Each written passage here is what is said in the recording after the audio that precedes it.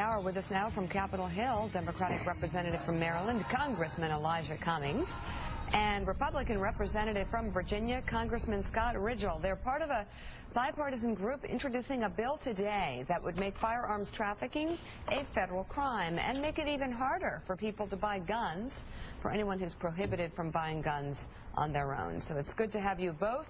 Good to be on with the you. show this morning. Guys, thanks a lot, Elijah. Scott, thank you so much. Scott, tell me, why do you think it's important to support this piece of legislation? Well, what we're trying to do, and this bill does, is it really puts up it's part of putting up an impenetrable wall with our Second Amendment.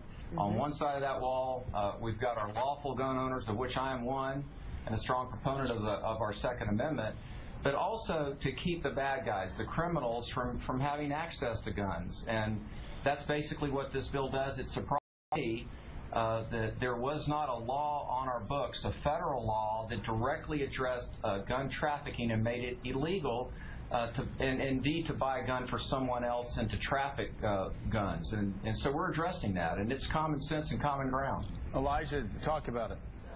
Yeah, this is so very, very important. You know, Joe, law enforcement came to our committee a while back when we were dealing with Fast and Furious, as a matter of fact, and they didn't ask for a trafficking law. They begged for it. And they said that they wanted to be more effective and efficient, and that there is no federal trafficking law. So they want to make sure that the criminals do not get their hands on guns. And so what this legislation will do is it'll make it much tougher, increase the penalties, and actually create a law against trafficking of guns. And so, and this is something, by the way, that just about every single law enforcement agency and organization, just about every prosecutor, they want these tools because they tell us, say, look, you all are paying us a lot of money to do our jobs. Now give us the tools to be able to effectively do the jobs. And I think this is what they're going to do. And I'm excited about the fact that Republicans and Democrats, for the first time in the House, we're coming together, not just on common ground, Joe, but I say we are on higher ground, because that's what this is all about. Harold? Real quick, Elijah, good morning. Harold, good morning. Good to see you. Good seeing you. I love the idea, but tell us how this impacts urban areas. You and I are from urban areas, Baltimore and Memphis, respectively. What impact will this have?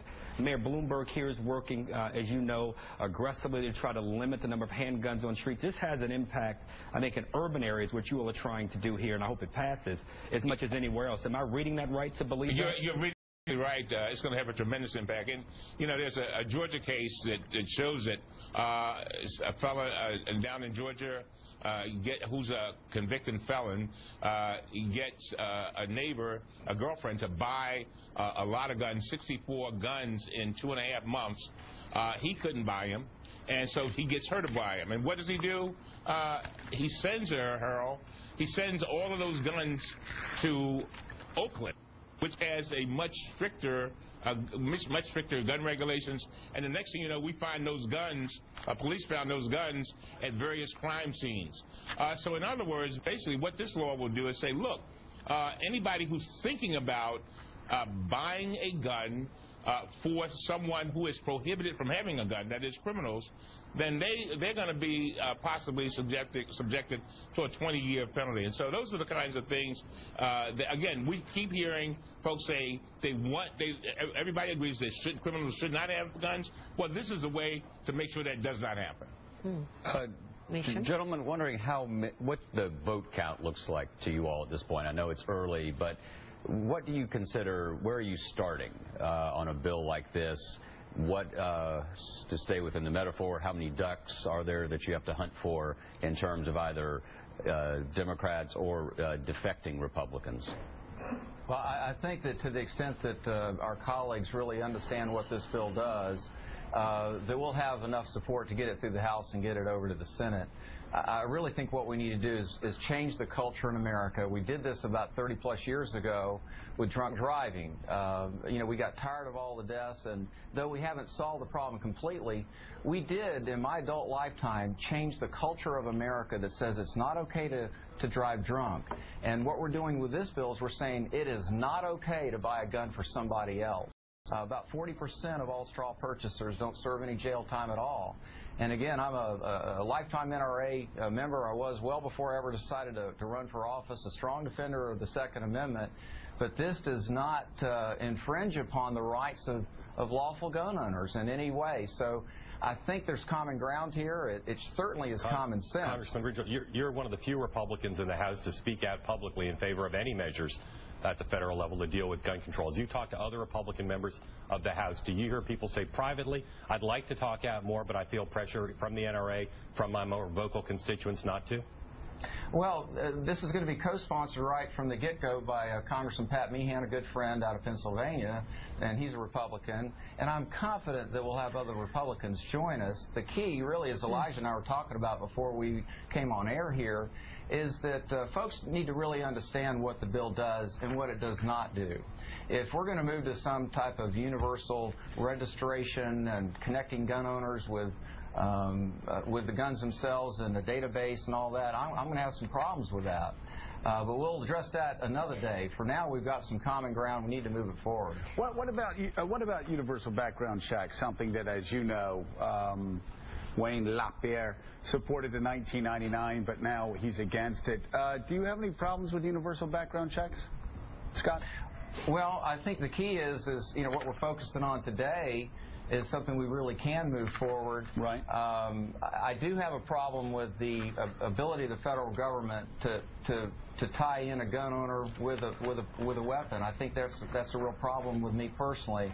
That's a more difficult issue, Joe, to be very candid with you here, and we'll get to that and work through it. But this is common ground. We're excited about it. It's got bipartisan support. I think we'll have bicameral support, and I hope we can get it through. Well, Joe, let me say this. One of the things that I'm concerned about, a lot of times when we have disagreements, we concentrate on the disagreement, but we don't concentrate on the agreement. Right. And then we end up doing nothing, absolutely nothing. Exactly. We cannot stay. I mean, when you look at what happened at Sandy Hook, it was a wake-up call to this country.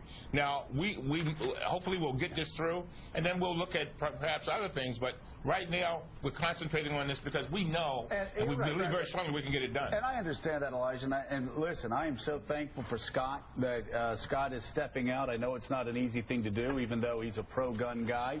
To do something that's common sense like this. In Virginia right now, I think the Q poll shows 92% of Virginians support universal background checks, but there are concerns, as Scott said, about it's one thing to have the universal background check, but then does that follow the gun owner and the gun wherever they go? Most Virginians do not support a registration system that would, again, trace gun owners to guns. So we'll just leave it there, and thank you, Scott, for what you're doing here. I think it's very important for all Americans. Thank you. And Elijah, good to see you again. Wonderful to see you. And Joe, thank you for speaking out on this issue. I've been listening. All right. Thank you. Thanks. By the way, Elijah talked about, coming together, rising above. That's what Elijah and I did when we worked together. Didn't we, Elijah? We certainly did, and passed some significant legislation. Long-term health care, man. That's right. Long-term health care for federal employees. All right, coming up, we're going to look at the complex political